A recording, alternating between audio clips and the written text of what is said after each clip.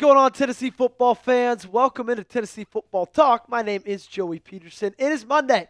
That means Josh Heuepel spoke to the media, and we have a ton to take away from everything that he had to say. But mainly, we're going to look at the injury updates because, as we know, there's a lot of players on the Tennessee injury report, but there's two that have a really massive impact on this season and are going to have a massive impact going forward, whether they're playing or not.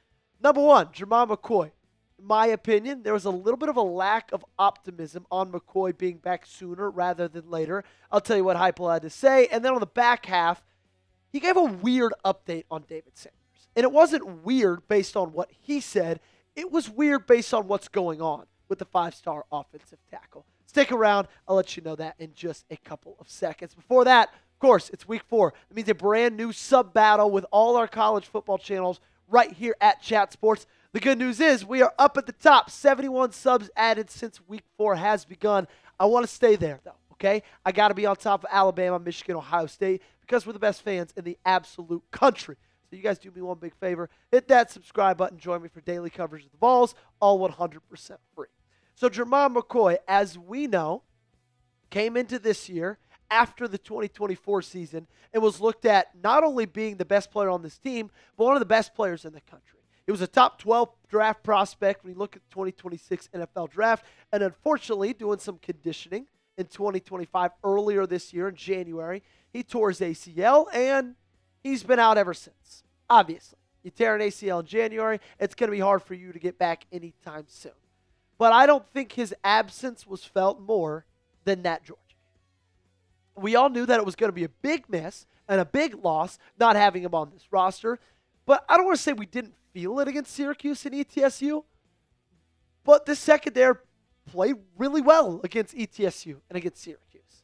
And then Georgia rolls into town, and this team picks on Ty Redmond play after play after play.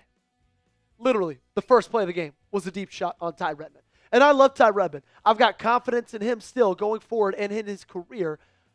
But Jermod McCoy being back in this defense and being back healthy is going to be the best thing for it.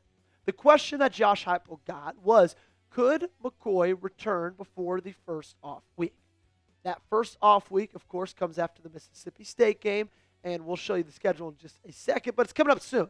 Josh Heuepel said before the first off week, kind of re-asking the question, or questioning the question, I don't know the timeline on Jermod. He's gotten started and back on the field. How his body responds and also gets ready to go and compete are all things that he's got to continue to prepare for. He wants to be out there. He's a great teammate. He's done a really good job in his rehab, and so has our medical team. So it's all about how we can get him prepared to actually go out there and play. And in my opinion, this doesn't sound too optimistic.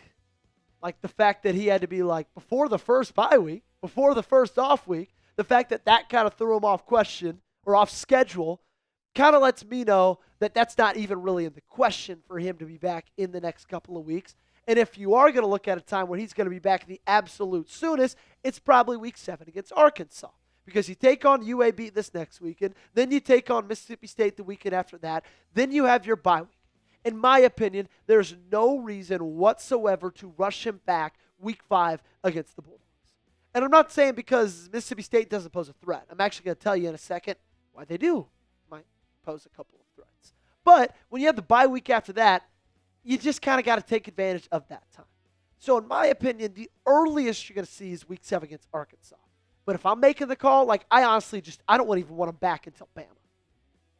If I'm Josh Heuepel, the absolute earliest I'm putting him back on the field is against the Alabama Crimson Tide.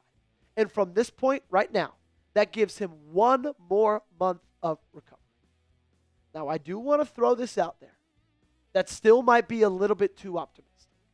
Because looking back to January when he tore it, that Alabama game was October 18th, which means that'd be 9 months from when he tore his ACL. And coming back 9 months after doing something like that, especially for a guy in that position, is extremely difficult to do. It's not very easy. He's also got his draft stock that he's got to think about. He's got his future that he's got to think about. Will he want to jeopardize that? That's ultimately going to be up to him. But I want to go back to Mississippi State for a second because I think a lot of people are just pushing them off to the side and saying, you know what, we don't need to rush him back from Mississippi State. They're not going to be a problem whatsoever. And while I agree we don't need to rush him back from Mississippi State, they do have a couple of wide receivers that are really, really talented. Brennan Thompson, namely, and Anthony Evans III, they've been phenomenal this year, okay? And so while I don't think McCoy will be playing, I wouldn't mind if he did just because of the absolute good wide receivers that Mississippi State does have. Do you think Jermod McCoy will play in 2025?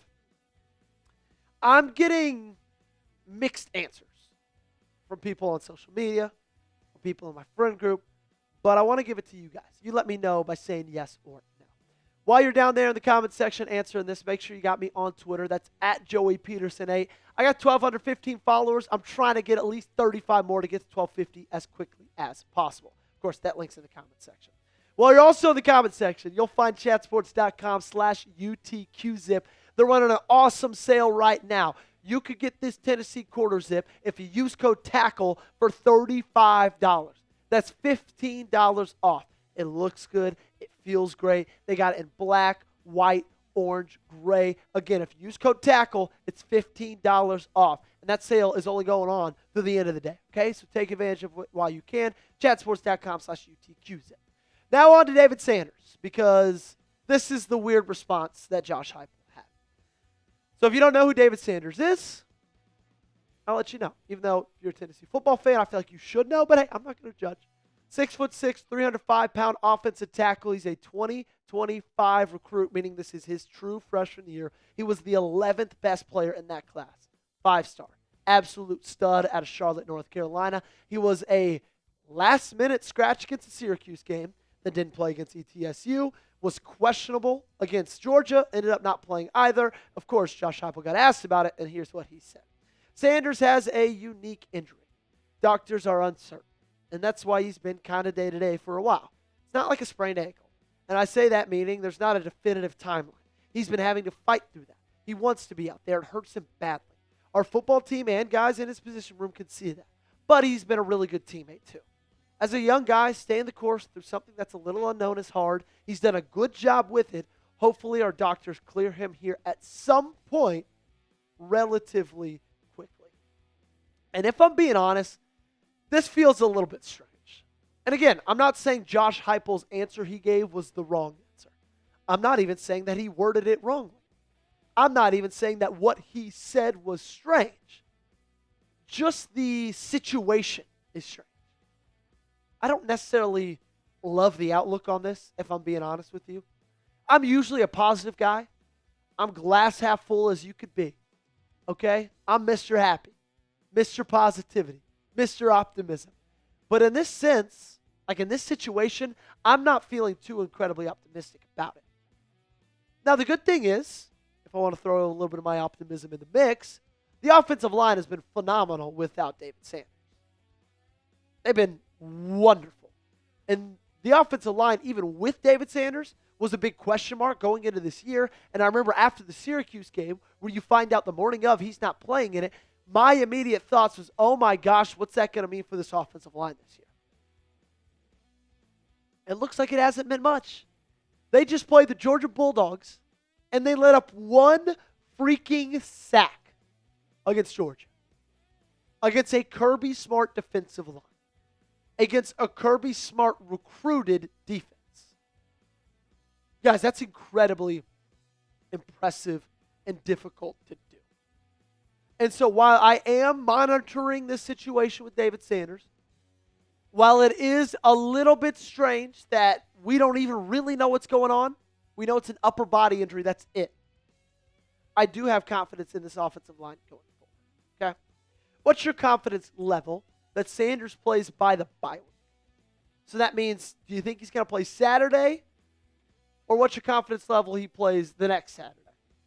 You let me know in the comment section down below. Scale that 1 to 100 for me down below. And, of course, 100 meaning you're incredibly confident, 1 meaning you're not very confident at all.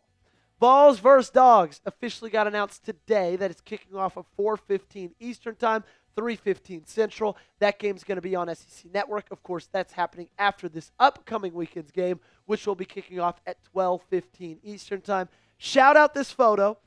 Funny enough, freshman year is when this game happened. That was my first SEC win witness as a student at Tennessee, was against the Mississippi State Bulldogs. It was a great day. It was coming off of the losses against Georgia State, against BYU. They beat Chattanooga the week before. But, hey, we're happy to beat Mississippi State. Shout out Brian Maurer. Shout out Jerry Garantano. All right, that's going to do it. Make sure you guys got me followed on social media. You might notice this graphic looks a little different than usual. It's because it is. I started a TikTok, okay, at Joey_Vols. That's where you can find it. Made it super easy for you guys. If you love the Vols, if you love what we're doing here on the channel, I got it in short form content right there on TikTok. That link's in the comment section down below, as well as my Twitter is and Instagram.